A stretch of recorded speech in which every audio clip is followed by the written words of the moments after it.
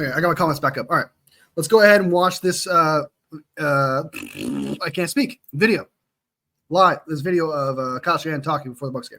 I know that the service for Mooney's daughter was today. How much representation from the 49ers was there, to your knowledge? No players or coaches could go, unfortunately. I know Lynch went out there. I don't know the exact number, but a number of our support staff. I know Austin, Pastor Earl. I got a FaceTime with Mooney yesterday. Lynch. Players can't go to that? Coaches? I understand you have a game to go to and stuff like that, but he kind of made it sound like you actually just can't go to a fellow player's. Like that's just how it sounded. I'm not saying that's how it is, but it sounded like you can't go to a player's funeral, player's daughter's funeral. That's gotta be at the service. I talked to him earlier today after it ended. It's a great service. He had a hell of a eulogy that he did, and he was very appreciative of everyone's support throughout all this. 110%, man. 110%. Feliciano being questionable mean that he could be activated before the game? He could, yeah. Probably not, but we still have some things to decide here in the next 24 hours, but it's kind of comparing to a lot of other spots. No Feliciano. With Christian being questionable, is that a situation where you can't list him? You have to list him as questionable. Yeah, we'll take him off IR or whatever it is tomorrow, and then he'll be good to go. So unless something crazy happens on this plane ride, he should be good to go tomorrow once he gets off IR. All right, so he should be good to go probably Saturday, sounds like. And then Feliciano doesn't sound like he's going to be back this week, probably next week. Juan says, make Feliciano the center now. I'm tired of Brendel. God, honestly, I want to make sure Feliciano is good though. First, I know exactly where you're coming from. I want to see a change there too as soon as possible. Lord knows I hate the offensive line, but we don't know who Feliciano is right now. I mean, he's older. Feliciano's like 33 years old, and he's missing a lot of time. A lot of players have missed a lot of time. There's a lot of hope. There's a lot of excitement, but just like CMC, Greenlaw, even we don't know what these players are going to be like, missing so much time. The old Christian in practice this week. Yep. Yeah, he had a good week. Why does he look so doom and gloom, dude? I almost sees it like, yeah, he's gonna be good. Yeah, he should be good this week. Fucking bullshit. I'll fucking be here. He's got like this such a doom and gloom look on his face, man. This Tampa defense stacks the box against the running backs quite a bit, and you guys have faced a lot of stacked boxes this year, but you've had a lot of success against it. Why would you say that is the case? I think the stacked boxes are there's not as much space, but sometimes you get the most yards for teams who stack the box. When you stack the box, one person gets out of a gap and there's only one guy left, and that guy's 20 yards away, and there's two corners on the outside with receivers to block. So a stacked box sometimes gives up the most yards. Sometimes when people stay in a two shell, there's a little more space and stuff, but once you get to that 6 yard area, there's two safeties swarming in together. There's two clouds condensing everything. So there's more space to begin, but it ends. So it's tough sledding versus an 8-man box. This team causes so many negative runs, and that's why they get you in a lot of 2nd and 12s. And when you're in that position, they can make you one-dimensional and scare you out of the run, which is why it's always been tough versus Todd's stuff. He's going to try to stop the run and pick and choose when to do it, but it's always a challenge versus these guys. See this week from sometimes you get the best runs when you face a stacked box. Sometimes, but most of the time, you don't.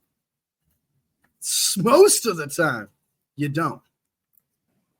Deshaun Gibson, would he be in the mix potentially to be elevated tomorrow? Yeah, he is in the mix, especially with Mustafa being questionable. He got a week in practice at Jacksonville. He's done awesome this week. And his Mustafa, no. We'll discuss that with him over these next 24 hours. It's nicer being on the East Coast. We get till 4:00 instead of 1. But those are all things that he looks good enough to do it. Just kind of depends on the health of everyone else. The defense hasn't changed at all with the coordinator change No. enough. Yeah. Sam Oklahoma was here at the end of last year, but I don't know, did you know much about him? And do you have any real expectations for him to contribute, like, say, in training camp? Yeah, we did in training camp. Started kind of in OTAs, just why, I didn't really know much about him at the end of last year, him getting here so late and stuff. But I knew everyone liked him. And then watching him in OTA, phase 1, phase 2 OTAs, just us watching how he moved and stuff, an individual, we were excited about him. And then he had an unbelievable training camp. On training camp, he was one of the best players out on the practice field, and we were real excited about him. And then he pulled his hamstring, so I think it was his hamstring. So he missed a number of weeks and didn't really get to do it as much in the games, and kind of went a little under the radar there. But his first 10 days or whatever, he was a problem in camp. You mentioned when he was on What, gross mono? practice squad, he wasn't really into giving good looks and getting practice squad player of the week. He wanted to be disruptive and piss people off. The city may have succeeded in doing that, was getting you pissed off a few times. Is this accurate? Definitely. But both ways. There's a fine line with scout team. Like, I want guys to compete. I want them to get better. I also want them to get our guys ready to play. And the way you do that is by competing. You don't sit there and brother-in-law with people and just say, hey, let's just kind of do this, make coach happy. Like, that doesn't get someone to compete, or it doesn't get someone ready for Sunday. But also, you can't just go wreak havoc every single play and do stuff that they're not going to see in the game just to get noticed. So there's a fine line with that. And he is such a violent guy, and can't cut and stuff in practice. So, when you have guys just teeing off on people and there's no threat to cut, that's one of the most unfair things in football, because you just got to stand up and take it. That's why I always believe in cutting, not so because you do it, because if people know that you can cut someone, then they can't just go reckless kamikaze right at you and just run you over. And he knows we can't do that in practice. So he did that a couple too many times to our backs and stuff. And that's when I got bothered by him. But I also got pumped up because half the time people were complaining about him. I got on the guys complaining about him, because if they wanted to do something, block him. So there's a fine line in both, but he was a stud on practice squad. He just kind of had to learn how to totally do it. Did Moody make about the progress you expected from when he had his sprained ankle? More than it. I mean, I have a lot of experience with high ankle sprains, and they're one of the most aggravating, annoying injuries that a player can get. I didn't have any experience with a kicker getting it, especially on his kicking foot. So I just assumed that would be IR and stuff, and especially on his kicking foot. But I was kind of surprised. He said it would be worse on his plant foot, just me not understanding truly how to kick. So I was surprised he came back by now, but he's looked great this week, and it's been awesome to have him back, and should be good to go here on Sunday. See much from Khalil Davis, the new guy, and how important is it to just have Khalil Davis, large rotation of defensive linemen with that heat? Khalil Davis. It is important, definitely. With the heat especially, I think it's always important, just the style that we play. We like 8 guys up. We'd always like to get 9 guys up. You just can't always. And we've had guys banged up this year, starting with Hargrave, losing for the year, not having Kevin this week. Clea coming back late. It's going to really be tough with Khalil Davis and Clea Davis for me. But no, we need more depth just with the injuries, and the more the merrier. And we were pumped to be able to get him here, and he's fitting very well this week. Familiarity with Houston's coaching staff, something that helped get that across the finish line there at the last minute? I mean, I think that'd be more of a question for John. I don't totally think so. I mean, I know all 32 teams discuss any possibilities. And is there a secret relationship you have with the Houston Texans to get a player like Khalil Davis?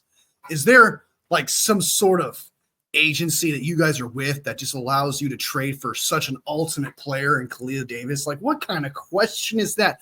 We called about a depth piece guy to be like, hey, can we trade for your depth piece guy because we're not doing very good at the run stopping situation? You're fine with that third string D tackle you got? Okay, great. That is the secret. Was it like, is it some like, do you have an in with the Texans to get such a player? It's like, what's calm the fuck down, dude. Calm down. And every single player, and he was a possibility, and we look into everything. And, I'm sure they floated that out to other teams too.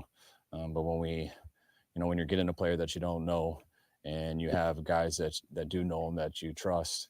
And also that scheme wise, you can see him do stuff. So you don't have to just imagine if he could do it. You can see him do it a little bit. And having guys like Malik and stuff on our own team who could vouch for him, that stuff made it a lot easier for us to pull the trigger.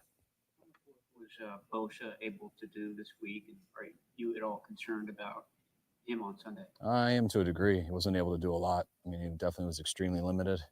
Hoping he'll be all right, but we'll see on Sunday. Going into the bye? No, just banged into somebody, got a little hip pointer, and just bothered him. I think it was real early in Wednesday's practice. All right, guys, thanks. You're good to go, Kyle. You're good to go. We used you. We're good. Okay, we're good. All right, so